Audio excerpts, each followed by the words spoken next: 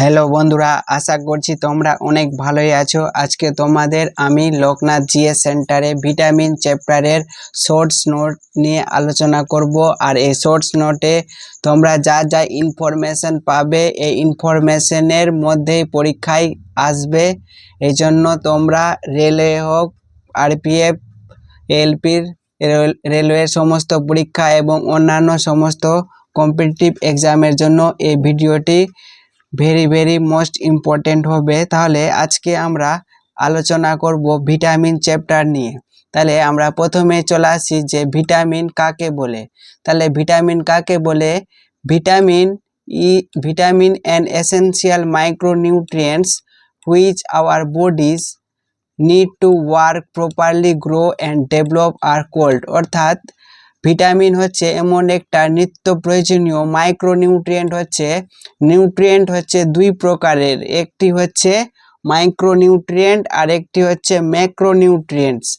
Micronutrients যেগুলো আমাদের দেহে খুব অল্প পরিমাণে প্রয়োজন হয় সেগুলোকে বলা হয় মাইক্রোনিউট্রিয়েন্ট, আর যেগুলো আমাদের দেহে বেশি পরিমাণে প্রয়োজন হয় সেগুলোকে বলা হয় ম্যাক্রোনিউট্রিয়েন্টস। তাহলে ভিটামিন হচ্ছে এক ধরনের micronutrients.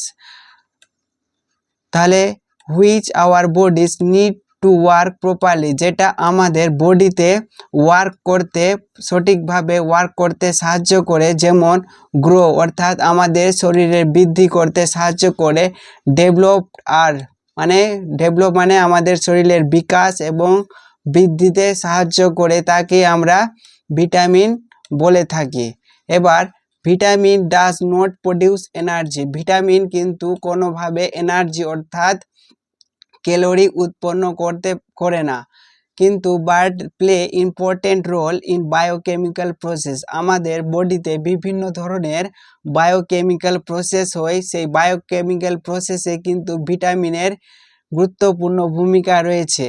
Casimir funk, A biochemist, is credited with discovering vitamins 1912। অর্থাৎ 1912 সালে ক্যাসিমির ফাঙ্ক একজন বায়োকেমিস্ট যিনি ভিটামিন আবিষ্কার করেছিলেন।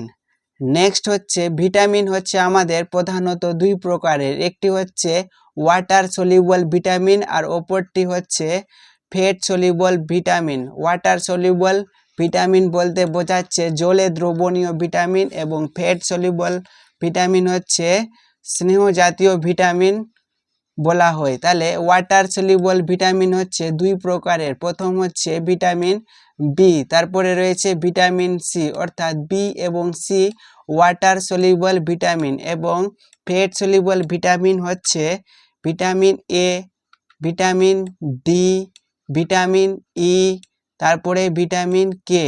তাহলে এই চারটে হচ্ছে আমাদের ফ্যাট সলিউবল ভিটামিন, আর এই দুটো হচ্ছে ওয়াটার সলিউবল ভিটামিন। তাহলে ফ্যাট সলিউবল ভিটামিনকে মনে রাখার জন্য আমি এইভাবে এই ভিটামিনগুলোকে লিখেছি। মনে রাখার সঠিক পদ্ধতি হচ্ছে ADE কে, অর্থাৎ বাংলাতে যদি বলা হয় এদিকে, বাংলায় যদি বলা হয় তাহলে হচ্ছে এদিকে, অর্থাৎ এদিকে যদি বোঝানো হয় তাহলে ADK। এই কথাটা শর্টভাবে মনে রাখার জন্য কিন্তু আমি ব্যবহার করে থাকি। তোমাদের যদি ভালো লাগে তাহলে তোমরা এইভাবে মনে রাখতে পারো, নাহলে এমনিতে এই কথাটা অতটা কঠিন নেই যে তোমাদের মনে রাখতে অসুবিধা হবে। আর বি এবং সি হচ্ছে ওয়াটার সলিউবল ভিটামিন। তাহলে নেক্সট হচ্ছে ভিটামিন, প্রথমে চলে আসছি তাহলে ভিটামিন এ। তাহলে ভিটামিন এর কেমিক্যাল নেম বা রাসায়নিক নেম। তাহলে ভিটামিন এর রাসায়নিক নাম হচ্ছে রেটিনল। তাহলে ডেফিসিয়েন্সি, তাহলে ভিটামিন এর অভাবে কি রোগ হতে পারে? তাহলে ভিটামিন এর অভাবে নাইট ব্লাইন্ডনেস অর্থাৎ রাতকানা রোগ হতে পারে।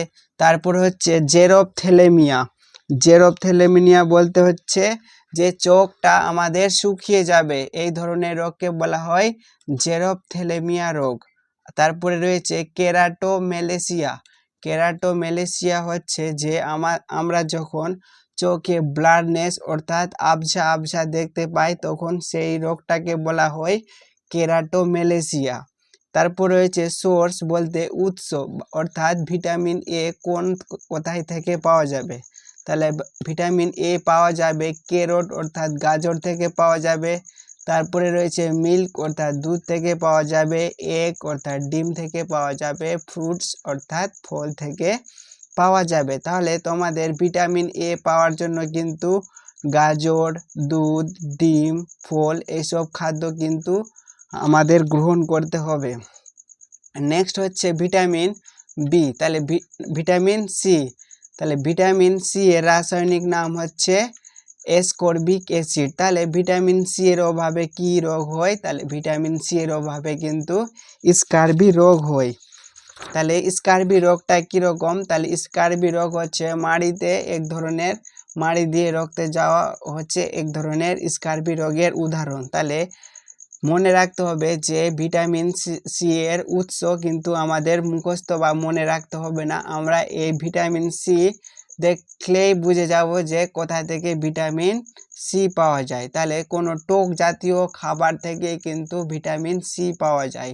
তাহলে ভিটামিন সি এর উৎস যদি জানতে হয় তাহলে আমরা কি ভাববো, যে যেসব খাবার টক জাতীয় সেগুলো থেকে কিন্তু ভিটামিন সি পাওয়া যায়। যেমন এখানে দেওয়া রয়েছে orange, lemon, amla, guava, tomato and green chilli, এগুলো হচ্ছে ভিটামিন সি এর প্রত্যেকটাই কিন্তু টক জাতীয় খাবার রয়েছে। নেক্সট হচ্ছে ভিটামিন ডি, তাহলে ভিটামিন ডি এর রাসায়নিক নাম হচ্ছে ক্যালসিফেরল। তাহলে ভিটামিন ডি এর অভাবে কি কি রোগ হতে পারে, যেমন রিকেটস রোগ হতে পারে, অস্টিওমেলেসিয়া রোগ হতে পারে, অস্টিওপোরোসিস রোগ হতে পারে। রিকেটস রোগ হচ্ছে যেটা বাচ্চাদের হয়ে থাকে, তাহলে ছোটদের কিন্তু রিকেটস রোগ হয় ভিটামিন ডি এর অভাবে, এবং বড়দের অস্টিওমেলেসিয়া রোগ হয় ভিটামিন ডি এর অভাবে। এবার অস্টিওপোরোসিস রোগটা হচ্ছে যখন আমাদের হাড়ে ছোট ছোট ছিদ্র দেখা দেয় তখন সেই রোগটাকে বলা হয় অস্টিওপোরোসিস রোগ। আর এই ভিটামিন ডি পাওয়া যায় কোথা থেকে, তাহলে ভিটামিন ডি পাওয়া যায় এগ থেকে পাওয়া যায়। তারপরে রয়েছে cheese, butter, pulse, cod liver oil, sunlight. আর এই ভিটামিন ডি কিন্তু সূর্যের আলো থেকেও পাওয়া যায়, এই কারণে এই ভিটামিনকে সানলাইট ভিটামিনও বলা হয়, সানশাইন ভিটামিন বলা হয়। ভিটামিন ডি কে সানশাইন ভিটামিন বলা হয়। যদি তোমাদের পরীক্ষায় এসে থাকে যে সানশাইন ভিটামিন কোন ভিটামিনকে বলা হয়, তাহলে তোমাদের সঠিক অ্যান্সার হয়ে যাবে ভিটামিন ডি কে সানশাইন ভিটামিন বলা হয়। তারপরে রয়েছে ভিটামিন ই, তাহলে ভিটামিন ই হচ্ছে এমন একটি ভিটামিন যে এই ভিটামিনের অভাবে কিন্তু আমাদের প্রি ম্যাচিওর এজিং অর্থাৎ কম বয়সে মানুষকে কিন্তু বেশি বয়সের দেখাবে, অর্থাৎ ইয়ং জেনারেশনকে বৃদ্ধ জেনারেশনের মতন চেহারাটাকে দেখাবে। এই জন্য এই ভিটামিনকে বলা হয় বিউটি ভিটামিন। তাহলে পরীক্ষায় প্রশ্ন আসে যে বিউটি ভিটামিন কোন ভিটামিনকে বলা হয়, তাহলে বিউটি ভিটামিন বলা হয় ভিটামিন ই কে। এবার ভিটামিন ই এর আর এই ভিটামিনের অপর নাম হচ্ছে অ্যান্টি স্টারলিটি ভিটামিন। আরও রয়েছে এই ভিটামিনকে অ্যান্টিঅক্সিডেন্টও বলা হয়।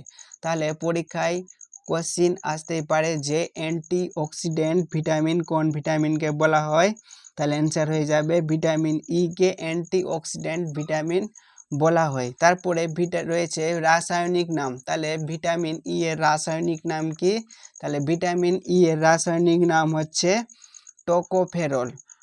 আর এই ভিটামিনের অভাবে কি কি রোগ হতে পারে, তাহলে প্রিম্যাচিওর এজিং হবে, আবার রয়েছে স্টারলিটি অ্যান্ড ইনফার্টিলিটি। আর সোর্স, তাহলে এই ভিটামিন কোথা থেকে পাওয়া যাবে, তাহলে এই ভিটামিন পাওয়া যাবে এগ, সয়াবিন, গ্রিন ভেজিটেবল, তারপর রয়েছে অ্যালমন্ডস, পিনাটস এক্সেট্রা, এগুলো থেকে ভিটামিন ই পাওয়া যাবে। তারপরে রয়েছে ভিটামিন কে, তাহলে ভিটামিন কে এর রাসায়নিক নাম কি, তাহলে ভিটামিন কে রাসায়নিক নাম হচ্ছে ফাইটোনেডিয়ন অথবা ফাইলোকুইনন। তোমাদের এই দুটোর মধ্যে যে কোনো একটা মনে রাখতে হবে।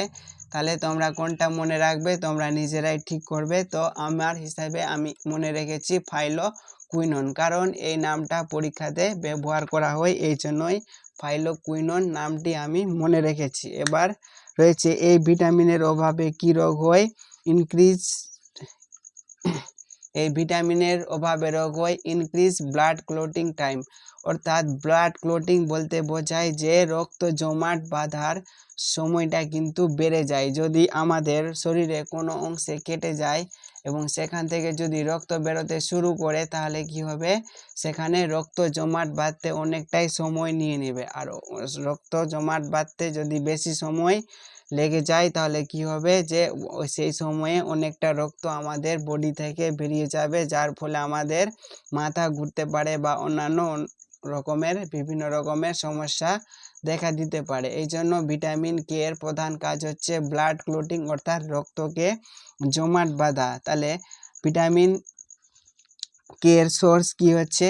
তাহলে green leaf vegetable, egg, tomato, এক্সট্রেটা, এগুলো থেকে কিন্তু ভিটামিন কে পাওয়া যায়। আর আমাদের বডিতে ভিটামিন কোথায় তৈরি হয়? তাহলে আমাদের বডিতে ভিটামিন তৈরি হয় লার্জ ইনস্টেন্টাইনে। আমাদের দেহে যখন তোমরা জেনে থাকবে যে পৌষ্টিকতন্ত্র পড়ার সময় সেখানে আমরা পড়েছিলাম যে লার্জ ইনটেস্টাইন এবং রয়েছে স্মল ইনটেস্টাইন। তাহলে ভিটামিন কে কোথায় তৈরি হয়? লার্জ ইনটেস্টাইনে কিন্তু ভিটামিন কে তৈরি হয়।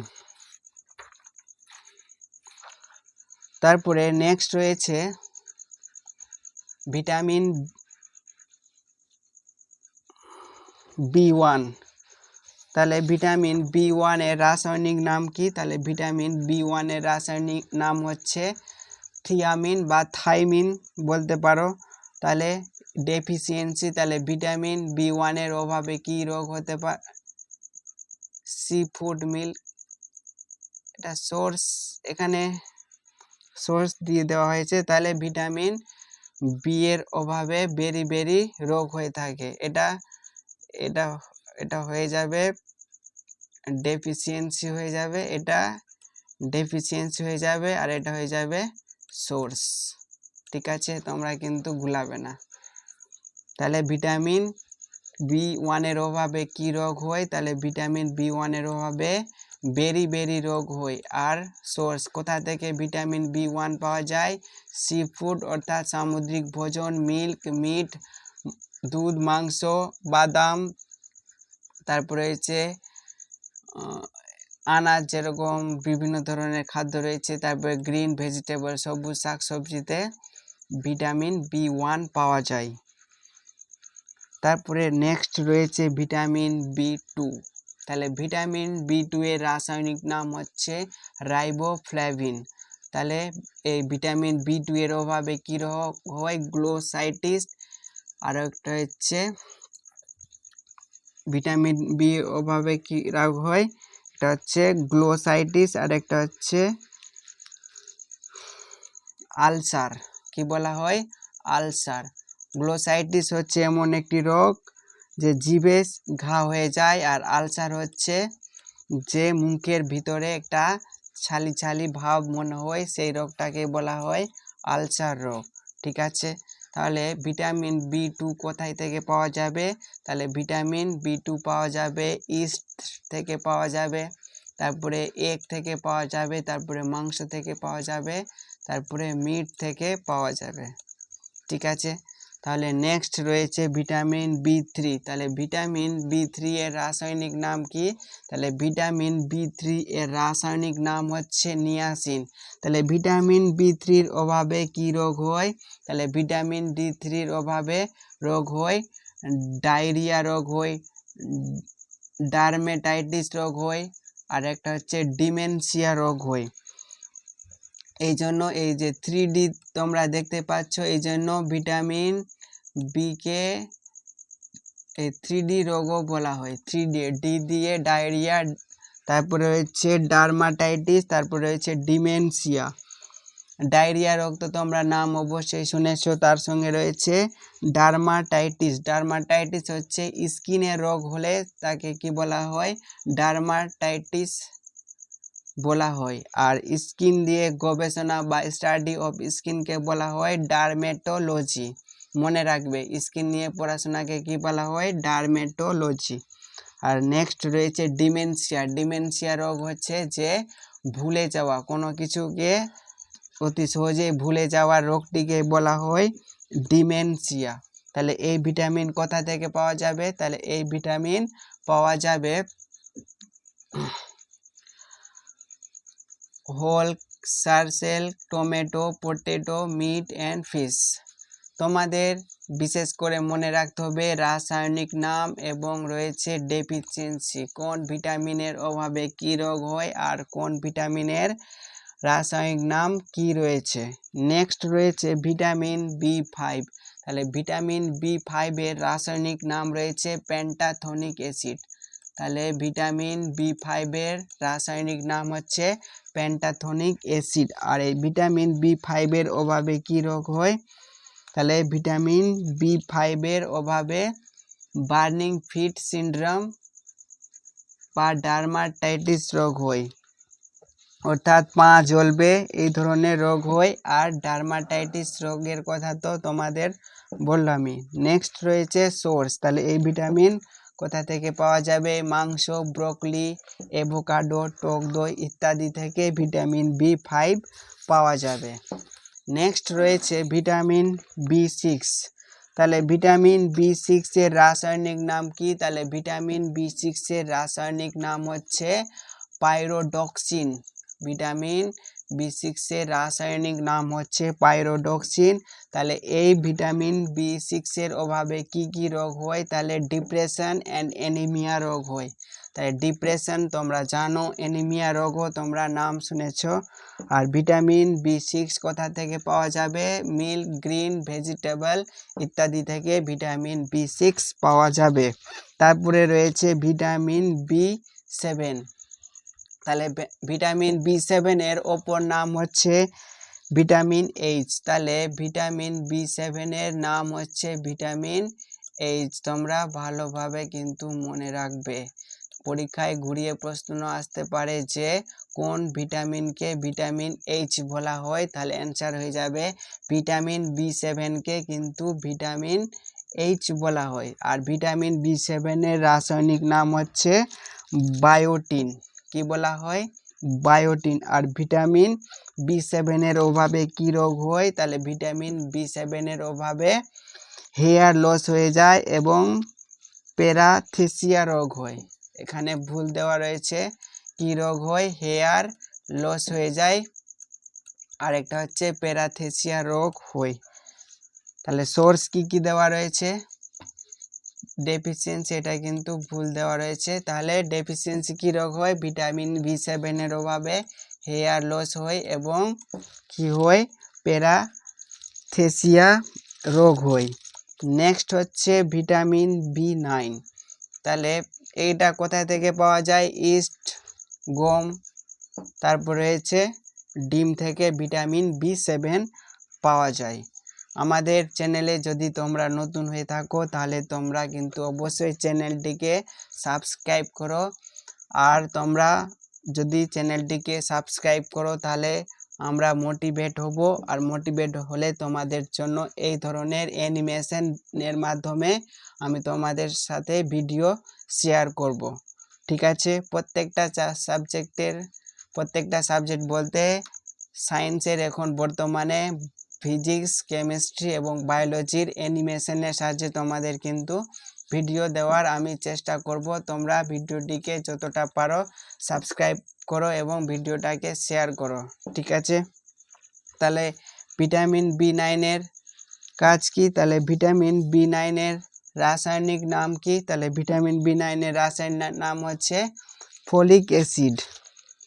এই ভিটামিন কি করে, এই ভিটামিন এর প্রধান কাজ রয়েছে, যখন প্রেগন্যান্সির সময় নিউরাল গ্রোথ অর্থাৎ ব্রেনের ডেভেলপমেন্টের জন্য কিন্তু এই ভিটামিন খুবই গুরুত্বপূর্ণ। অর্থাৎ এক কথায় বলা যেতে পারে যে মস্তিষ্কের বিকাশের জন্য ভিটামিন B9 অত্যাধিক পরিমাণে গুরুত্ব পালন করে থাকে যখন শিশুটি ভ্রূণ অবস্থায় থাকে।